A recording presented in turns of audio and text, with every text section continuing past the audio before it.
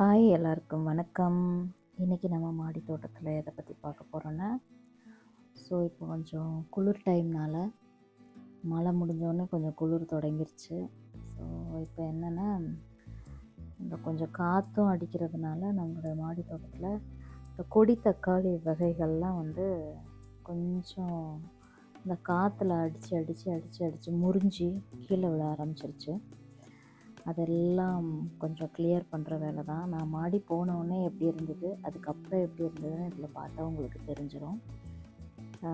நிறைய பூக்கள் பூத்திருந்தது. வாங்க பார்க்கலாம்.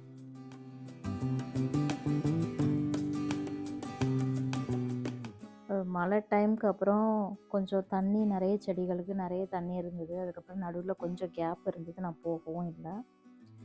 அப்புறம் இப்போ கொஞ்சம் கொஞ்சம் போய் பார்த்ததில் பூக்கள் இந்த மைசூர் மல்லியெல்லாம் ஃபஸ்ட் டைம் பூ வச்சுருந்தது கொத்தா. இந்த ஃபோட்டோஸில் நீங்கள் பார்த்துருப்பீங்க, வீடியோலையுமே நான் உங்களுக்கு காமிக்கிறேன்.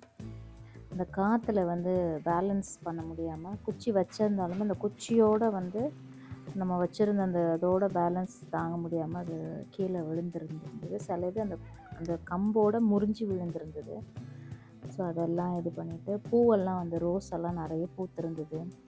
தக்காளி எல்லாம் செடியிலே ஒரு மாதிரி அழுகி போய் அந்த மாதிரிலாம் இருந்தது. அதெல்லாம் எடுத்துகிட்டு கிட்டத்தட்ட தக்காளி ஆல்ரெடி ஒரு 1.5-2 கிலோ தக்காளி கிட்ட நாங்கள் இப்போ எடுத்திருக்கோம், தக்காளி மட்டுமே. பட் அதை என்னால் உங்கள் கூட ஷேர் பண்ண முடியல, கொஞ்சம் ஓரளவுக்கு எடுத்திருக்கேன். இந்த மாதிரி ரோஸ் எல்லாம் நிறைய பூத்திருந்தது. அதெல்லாம் எடுத்துகிட்டு கொஞ்சம் கிளியர் பண்ணிவிட்டு அப்புறம் கொஞ்சம் மண்ணெல்லாம் இது பண்ணிவிட்டு தக்காளி நம்ம இந்த லாஸ்ட் டைம் இந்த ஆடிப்பட்டத்துக்கு நம்ம போட்டிருந்த விதைகள்லாம் இப்போ நல்லா இப்போ அந்த தக்காளியோடைய அந்த செடி நல்ல க்ரோ இப்போ எல்லா தக்காளியிலையும் அந்த தக்காளி செடியில் பழங்கள் நிறைய வைக்க ஆரம்பிச்சிருச்சு. அதை பேலன்ஸ் பண்ண முடியாமல் குச்சியும் முறிஞ்சி கீழே விழுந்து இப்போ என்ன பண்ணணும்னு தெரியாமல் அப்படியே சரிஞ்சு வந்ததில் நான் என்ன பண்ணிட்டேன், இப்போது கயிறு வச்சு கட்டி மேலே அது மேலே படர்ந்து போகிற மாதிரி கயிறோடு சேர்த்து, என்ன குச்சி வச்சாலும் அது தாங்க முடியலையே அப்படின்னு சொல்லிட்டு இப்போது கயிறில் பேலன்ஸ் பண்ணுற மாதிரி கட்டி விட்டுருக்கேன். இது உங்கள் கூட ஷேர் பண்ணியிருக்கேன், பாருங்கள் நீங்களே. இது ஃபஸ்ட்டு இப்போ நீங்கள் பார்க்குறது இப்படி தான் இருந்தது. இப்போ அது அப்படியே கயிறு மேலேருந்தே கட்டி காற்றடிச்சாலும் கீழே விழாத மாதிரி கட்டி மேலே அப்படியே போகிற மாதிரி இது பண்ணியிருக்கேன். அதையும் தாண்டி கயிறாக நமக்கு விட்டு எப்படி சொல்கிறது, அது அது பிஞ்சாக மட்டும்தான் நம்மளுக்கு இதுவாகும், கீழே விழும், அந்த மாதிரி இருக்குது. நிறைய பச்சை மிளகாய் காய்ச்சிருந்தது, இது பார்க்குறீங்க இல்லையா அதெல்லாம். நிறைய தக்காளி செடியில் பெங்களூர் தக்காளி இது, நிறைய தக்காளி இந்த டைம் நம்மளுக்கு. இது ஃபஸ்ட்டு நீங்கள் பார்த்த தக்காளி எல்லாம் நான் சேர்த்து இப்போ இதெல்லாம் க்ளீன் பண்ணிவிட்டு அதுக்கப்புறம் அரேஞ்ச் பண்ணி கத்திரிக்காய், வெண்டைக்காய், தக்காளி எல்லாம் இதுவும் ஃபஸ்ட் டைம் பூத்துருக்கு. இது இப்போ நம்மளுக்கு எப்படி சொல்கிற, குளிர் டைம்னால இந்த பூவெல்லாம் பூக்கும் போல். அது கிழங்கு வாங்கி வச்சு எப்படியும் ஒரு 7-8 மாதம் இருக்கும். பட் அது இப்போ தான் நம்மளுக்கு பூ வச்சிருக்கு ஃபஸ்ட் டைம். இது பெங்களூர் மல்லியும் இதுவும் இப்போ தான் ஃபஸ்ட் டைம் பூத்துருக்கு. அதனால அது நல்லா இருந்தது. எனக்கு ஃபஸ்ட் டைம் பார்க்கும்போதே நல்லா இருந்தது. தக்காளியெல்லாம் அப்படியே சாஞ்சி இருக்குது பார்த்திங்களா. இதெல்லாம் இப்போ எடுத்து மேலே இது பண்ணியிருக்கேன். அதே மாதிரி கொத்தவரங்காய் காய்ச்சிருந்தது. அதுவும் நம்ம செடியிலேருந்து லாஸ்ட் டைம் நிறைய கொத்தாக காய்ச்சதுலேயே அந்த விதையை எடுத்து போட்டு அதுலேருந்து இப்போ செடி அதுலேயும் கொத்தவரங்காய் காய்க்க ஆரம்பிச்சிருச்சு. அந்த மாதிரி இந்த டைம் நல்லா இருந்தது. பூ, காய் எல்லாமே எடுத்துச்சு நல்லா அரேஞ்ச் பண்ணி. இப்போ நீங்கள் பார்க்குறீங்க பாருங்கள், அதில் இது எல்லாமே கொடி தக்காளிகள். நான் அந்த 3 தக்காளி மேலே தூக்கி விட்ருக்கேன் பார்த்தீங்களா. இது இல்லாமல் இன்னொரு சைடு ஒரு 3 தக்காளி. இது எல்லாமே கொடி தக்காளி ரகங்கள். இதில் தக்காளி ஒரு ரகங்கள் வேறு கலர்ஸில் இருக்கும். ஒரு பர்பிள், ஒரு ஆப்ரிக்கன் தக்காளி டைப்பில் இருக்கும். அதில் ஒரு ரகம். இதெல்லாம் பிடிச்சி மேலே தூக்கி கயிறில் கட்டி விட்டுட்டேன். ஏன்னா கம்பெல்லாம் வச்சா முறிஞ்சு விழுந்துருக்கு. ஆனாலும் கம்பும் சப்போர்ட்டுக்கு கொடுத்து கயிறில் பிடிச்சி மேலே கட்டி விட்டேன். என்னென்ன சரிஞ்சாலும் கொண்டாலும் கயிறாக இன்னும் 10 கீழே விழுந்தால் மட்டும்தான் இந்த தக்காளி கீழே வரும். இன்னும் கயிறோடு மேலே போகிற மாதிரி. அந்த மாதிரி விட்டுருக்கேன். இந்த ஐடியா ஓகே, எனக்கு தெரிஞ்ச வரைக்கும் அப்படி பண்ணியிருக்கேன். பார்ப்போம் எப்படி போகுது, எவ்வளோ தூரம் போதோ மேலே போட்டும் அப்படின்னு. அதையும் தாண்டி மேலே போச்சுன்னா மேலே வலை மாதிரி கட்டி அப்படியே படர்ந்து போகிற மாதிரி போட்டும் அப்படின்னு விட்டுருக்கு. பார்ப்போம் எது வரைக்கும் போதோ போட்டோம் அப்படின்னு. ஸோ இது எப்படி இருக்குன்னு சொல்லுங்கள். உங்களுக்கு ஏதாவது ஐடியா தெரிஞ்சாலும் என் கூட ஷேர் பண்ணுங்கள் கமெண்டில். ரொம்ப காற்று அடிக்கிறதுனால எனக்கு தெரிஞ்ச ஐடியாவை நான் பண்ணியிருக்கேன். உங்களுக்கும் ஏதாவது ஐடியா தெரிஞ்சால் சொல்லுங்கள். கம்பு கொடுத்தாலுமே அது காற்றுல பேலன்ஸ் பண்ண முடியாமல் அந்த கம்பும் முறிஞ்சு விழுந்துருது.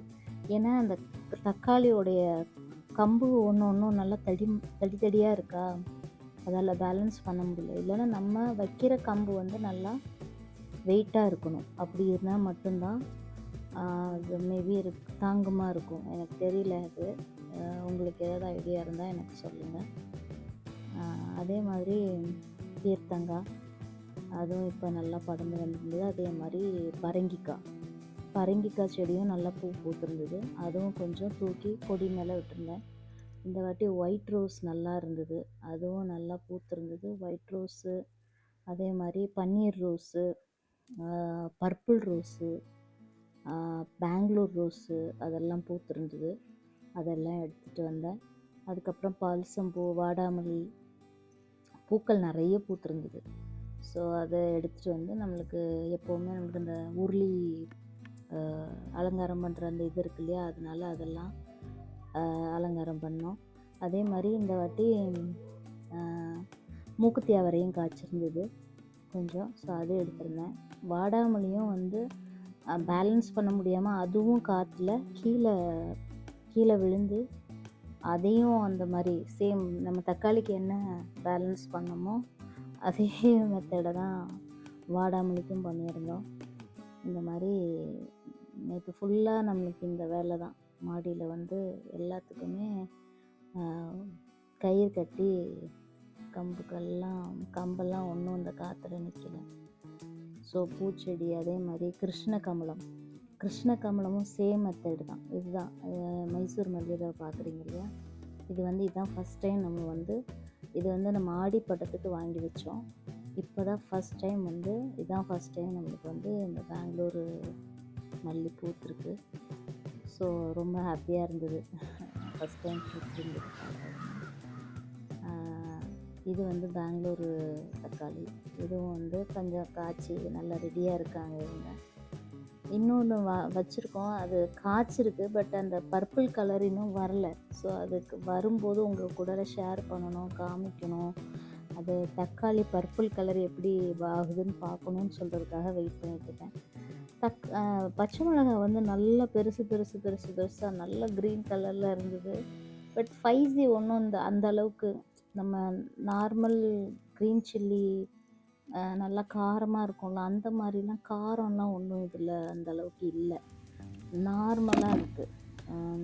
ஒன்றும் அந்தளவுக்கு காரம் இல்லாத ஒரு பச்சை மிளகாய் தான் இது. அப்புறம் வெண்டைக்காய் எடுத்துட்டேன்.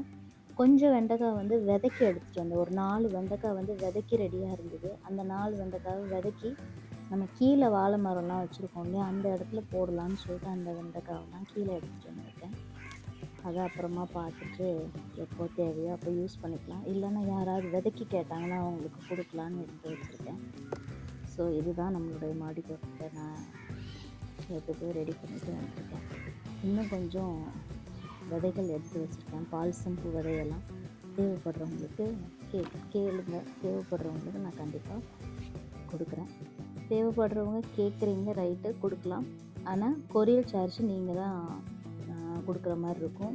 யாருக்காவது தேவைப்படுறதுன்னா நான் அனுப்பிச்சி விட்றேன். கொரியர் நீங்கள் பே பண்ணி வாங்கினா வாங்கிக்கோங்க. அடுத்தது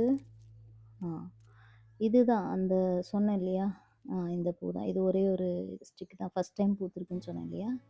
இந்த பூ டால்மியா பூ. இதுவும் நான் எடுத்துகிட்டு ஹாலில் நம்மளுக்கு இது எப்படியும் நம்மளுக்கு ஒரு 1 வீக்குக்கு இருக்கும், நல்லா இருக்கும். நான் ஃப்ளவர் வாஷரில் வச்சு நல்லா தண்ணியெல்லாம் போட்டு எடுத்து ஹாலில் வச்சுருக்கேன். ரொம்ப அழகாக இருக்குது இந்த ஃப்ளவர். இது ஆடிப்பட்டத்துக்கு வாங்கின பழ வகைகள். இது ஒன்று ஆப்பிள், இன்னும் சீத்தாப்பழம் ரொம்ப பெருசாக இருக்கும்ல, அந்த சீத்தாப்பழம் ஒன்று. இன்னொன்று வந்து பலாப்பழம் அந்த சைடில் இருக்குது. அதில் ஒரு 4 வகையான பழங்கள் இருக்கும். ஸோ அது எல்லாமே நல்லா இப்போது நம்ம வாங்கினதுக்கு இப்போ நல்லா டபுள் ட்ரிபிள் அளவுக்கு இதுவாக இருக்குது. இது இந்த வாட்டி நம்ம நேற்று மாடியில் எடுத்த காய்கறி அறுவடை. தக்காளி 2 தக்காளி காய்ச்சிருந்ததில் ஒன்று வந்து செடியிலே ரொம்ப அழுகி ஒரு மாதிரி இருந்தது. அதை திருப்பி நான் விதைக்கே ஒரு க்ரோ பேக்கில் விதைக்கே வச்சுட்டு வந்துட்டேன். ஸோ திருப்பி அதில் தக்காளியே வரட்டும் அப்படின்னு. இதுதான் காய்கறிகள். பூக்களும் இதில் நான் எடுத்த பூக்கள். அதை உருளிக்கு யூஸ் பண்ணேன். ஃப்ரெண்டில் எப்போவுமே நம்ம உருளி வைப்போம் வீட்டு வாசலில், அதுக்கு யூஸ் பண்ணிட்டேன். அந்த பூக்கள்லாம் கொஞ்சம் சாமிக்கு வச்சேன், மீதி எல்லாமே உருளிக்கு யூஸ் பண்ணேன். ஸோ இதான். உங்களுடைய ஒப்பீனியனை சொல்லுங்கள். விதை வேணும்னு சொல்கிறவங்க எனக்கிட்ட கமெண்டில் சொல்லுங்கள். விதை வேணும்னு நினைக்கிறவங்க வாங்கிக்கலாம். இந்த வீடியோ எப்படி இருந்ததுன்னு சொல்லுங்கள். வீடியோ பிடிச்சிருந்தா லைக் பண்ணுங்கள். நம்ம சேனல் நிறைய பேர் சப்ஸ்கிரைப் பண்ணாமல் பார்த்துட்ருக்கீங்க. கண்டிப்பாக சப்ஸ்கிரைப் பண்ணிவிட்டு இந்த வீடியோ பிடிச்சிருந்தா உங்கள் ஃபேமிலி அண்ட் ஃப்ரெண்ட்ஸுக்கும் ஷேர் பண்ணுங்கள்.